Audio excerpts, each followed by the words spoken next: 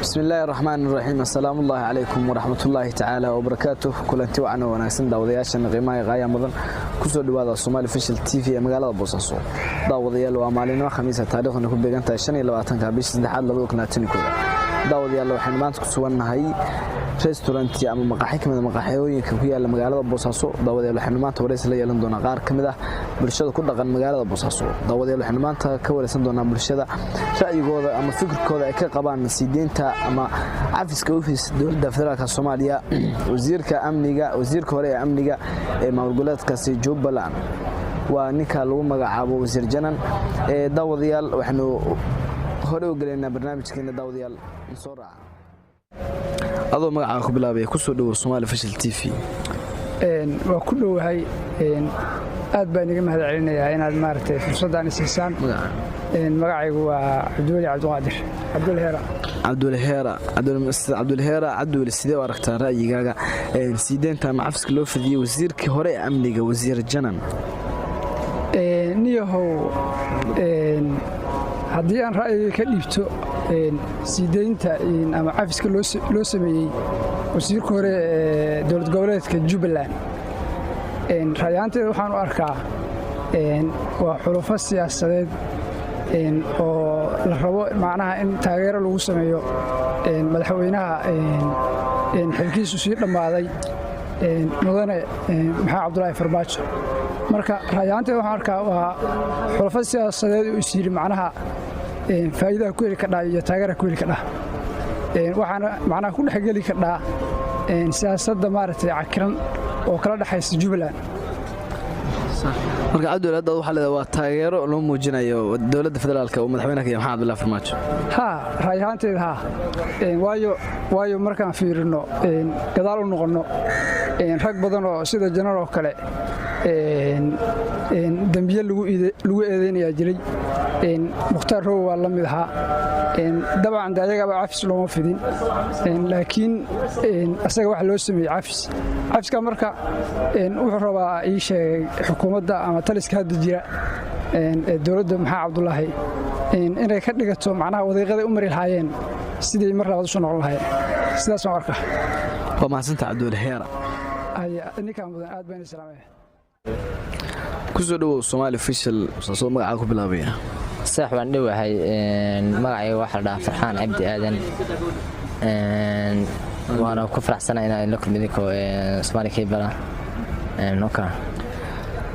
waayahay sidee u aragtaa ra'yigaaga sideenta macafiska loo fidiyay wasiirka hore ee amniga ee maamulgoboleedka ama dowlad goboleedka Jubbaland wasiir Janan horta taas waa ku faraxsanahay Obayo wasiir Janan Soomaaliyeed weeye wasiir Soomaaliyeedna uu ahaa haddana waa meel cafis waxa fidisay dowladda dhexe federaalka oo fidisay marka waxba sii xilmaamayaan waxba sii wanaagsananaya aad iyo aad baan u faraxsanahay in wasiir Janan cafis fidisay dowladda waa maasantahay sida qurux badan aad noola qayb qaadato walaysa haybo waa maasantahay ku soo dhawo Somali Official adoo magacaaga ku bilaabaya waan dhawahay magacayga waxa la Asad Jaamac Xasan Badilaa Asad Jaamac sidee u aragtaa ra'yahantaada sideenta ama cafiska loo fidiyay wasiirka dowlad goboleedka wasiirka hore ee dowlad goboleedka Jubbaland wasiir Janan waxaan u arkaa aragtida markaan cabiraado si fiican way la fiican tahay sababtoo ah wasiir Soomaaliyeed baa in si daan qof filan waad garanaysaa uu dhibka u tirsanayo markaan ku faraxsanahay sideentiis marka waa mahadsantahay adna sida qurux badan ee wareysan oo la qayb qaadatay idinka aad baa mahadsantahay ku soo dhawo Somali Official TV ee magaalada Boosaaso magacaaga ku bilaabaya walaal waa Maxamed Cumar Xasan Shimaali waa lagu neensaa dadka Shimaali bay garanayaan marka waa ma sha Allah kabareeriga macruufna waan ahay marka waxa weeye macruufna waa kaasaayo ma sha Allah special wax walba waa laga helayaayo beerta nabadda haday dalxiiska ahaa lahayd ee dhan walba soo dhawaada gacmo furan Shimaali waa maasantahay Shimaali adoo ra'yigaaga la wadaagay sidoo aragtaa sideenta ama cafiska loo fidiyay wasiirka hore ee amniga ee maamulgoboleedkaasi Jubbaland والله ما شاء الله soo dhaweynaya waa soo dhaweynaya waa si fiican Soomaalida hadda waxa ka maqan saamaxaada anigu sadeenta saad bay u dhaweynaya dadkii iyo wixii la mid ahba in la sii cafiyo waa ficnaan lahayd la sii daayo marka saamaxaadana waxa la yiri rasuulkeena yiri calayhi salaatu wasalaam saxaabi jaliil ah jiray ma sha Allah oo macnaha asagoo nool jannada loo bishaareeyay de waxa loogu bishaareeyey cafintiisa badnayd ninka rasuulku markuu yiri nin jannada loo bishaareeyo noo imaan doono asxaabtu way yaabeen ninka nin weyn bay sugayeen oo waxa iska noqday nin iska daciifo dadka ugu liita ah markuu soo galay waa la yaabay bidniyo maxaa camal oo dheer samaysaa waxba ma sameeyo laakiin markaas saxanay habeenkii ba anoo nadiif saxlaayo cid walba wax soo sii daaya marka dadka insaas oo kale soo cafiyo way fiican tahay marka Soomaalida insha Allah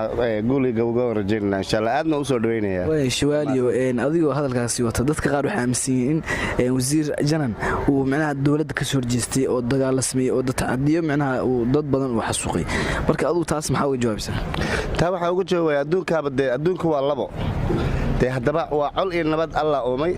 dagaal waa imaanaya adduunyo horta waxa u soo dhaw ilka iyo carab waa soo dhawaday way isqariinaan haddaba waxa fiican si carabna uu ku nagaado ilkahan way iskaga rugaan waa fiicnado habooneed haddii la dagaalo col nabad baa ka dambeeya in la heshiiyo la saamaxo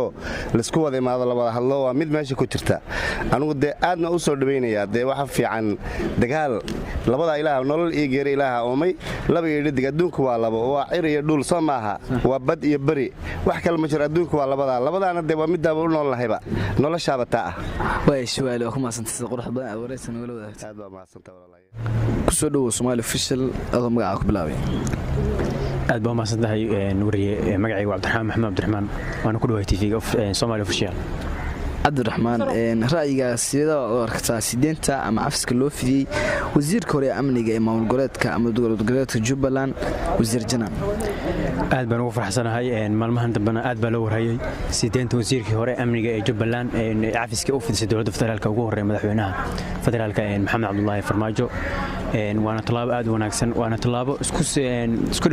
sii dhaweyn doonta wasiirkii amnigii hore ka baxsaday gacanta dowladda federaalka ugu dambeynna hadda aad bay u guuleysteen inay isku soo dhawaadaan iyo heshiis inay galaan waxaan ku faraxsanahay sababtoo ah sida waxa fiican qof walba oo banaadana uu khaldamaa cafis in loo fidiyana waa rabbina abuurtay baa dadka qof banaadanka markuu khaldamo cafiya macdalana waa banaadan ah ninkana wax saa weyn ma sameyn khaladka horena hadduu ka soo laabtay waa sidii loo baahnaa Cabdiraxmaan waad ku marsantahay sida qurux badan ee noola qaadatay wareysi aad baa maasantahay ku soo dhawo Somali official adoo magaca ku bilaabaya magacaygu waa Deeq Cabdiraxmaan ayaa yiraahdaa Deeq Cabdiraxmaan Ismaaciil deeqow adoo mahadsan sidee ra'yahan ay kula tahay sideenta ama afska loo fidiyay wasiirka hore ee maamul goboleedka Jubbaland wasiir Janan aad baan u soo dhaweynayaa waayo xaaladda Soomaaliya hadda maanta meel adag baa xaalad maraysaa aad baan u soo dhaweynayaa Deeq Cabdiraxmaan ahaan waxaan u soo dhaweynaa waxaan rabnaa Soomaaliya in midowdo meel alla meesha ay joogto Soomaaliya in mid noqoto taasaan doonaynaa insha Allah waa deeqo ma la isdhihi karaa wasiir Janan dowladda ayuu ka soo horjeesto mucaaradnimo sameeyay dowladdu la dagaalamay marka xabsi mutaysan kara ma la isdhihi karaa oo dowladdu ku khaldanta xafiska u sameysay oo hadda macnaha oo xafiska loo fisamay macnaha oo hadda dowladda ay siiso u soo galay macnaha mish ahama ka wada macnaha dadka qaar waxa aaminsan yihiin ninkan xafiska loo fidiyay inuu khalad yahay heed in sida bedelkeed la xiro oo la ciqaabo ma ninkaas xiritaan ma laha qofka bini'aadamka sidiis bana dambi waa geli karaa hadduu dambi galo Allah subxaana wa tacaala wuxuu yidhi qofkii dambi galo macnaha toobadkeen hadduu la yimaado waa u cafinayo yidhi waxaa muhiim ah qofka dambi bini'aadam waa geli karaa waxaa muhiim ah inuu macnaha hadduu ka soo noqdo in la cafiyo saasaana wanaagsan oo haddana qarankiisu uu u shaqeeyo saasaa wanaagsan deeq waa ku mahadsantahay sida quruxda badan ee wareysna wala qayb qaadatay aad baa maasad adoo adeegna ku soo dhawo Somali official adoo magaca ku bilaabay waa dhawahay waraale magacaygu waa Maxamuud Cabdikariin magaca dheer Maxamuud sidee ra'yahan kula tahay afiska ama sideenta loo sameeyay wasiirka hore ee amniga ee dowlad goboleedka Jubbaland wasiir Janan haddii anigu ra'yigay ka dhibto cafiskii dowladdu u samaysay isoo dhaweynta dowladdu u samaysay wasiir Janan arinta khalad baan u arkaa ninkaasi dambi qaran buu galay dad maataa buu laayay wuxuu mudnaa xabsi arinta waxaan u arkaa arrin qabyaaladeysan oo uu Farmaajo in adeerkiisa ugu eexday waxa weeye afka shalay ku lahaayeen waa dambiile maanta inay ku soo dhaweeyaan oo ugu mashxaradaan arintaas waxaan u arkaa arrin waxa weeye qabyaaladeysan oo quruna ninkaasna xabsi uu mudnaa in la xiraayna buun xaq u lahaa dowladduna arrintaas waa ku dhaliilaya aad been ugu khaldan waayahay mala dusayo mala dhihi karaa dowladda horta federaalka Soomaaliya madaxweynaha iyo farmaajo waxay caan ku tahay inta badanba cafiska iyo tanaasulka marka mala dhihi karaa waa dhaqanka ay leedahay dowladda haatan madaxweynaha iyo farmaajo iyadoo aan taasina qabyaalada ku jirin horta waxa caafiyo ilaahay ugu weyn waxa weeye arrinta ninkan laakiin uu sameeyay arrin dambiye bay ahayd dad maataabulaayay arrin wuxuu galay dambi qaran xasuuq buu geystay arrin laga cafin karo ama waxa weeye cafis uu ku mudan karo ma ahayn ba arrinta waxay ahayd xabsi waxay ahayd in laga ciqaabteeda uu maro shalay waxa dambi qaran buu sameeyo dalku wuxuu u soo jeeyay jamhad asagoo jamhadeynaya wadanka soo galay arrinta arrin waxa weeye dambiile weyn buu ninkaasi ahaa arrintiisa cafis ma noqon kartaba xabsi buu mudnaa in uu shalay waxa weeye ayagoo xirayay marna waxa weeye aan ku tilmaamay inuu dambiile yahay afkii shalay ay ku lahaayeen ninkaas jirana waa dambiile lacag baa madaxiisa lagu bixinaya inay maanta ku soo dhaweeyaan ugu mashxaradaan arrintaan waxaan u arkaa arrin khaldan waa maasanta walaal daawadayaal waxaan intaas nooga ra'yi aruurinteenu ka aruurinay dadweynaha ku nool magaalada Boosaaso waxaan idin socodsiinaya aniga Maxamed Cabdulcasiis Saciid intaan kulmi doono wareysi lamid waxaan kaga tagi doonaa sidaas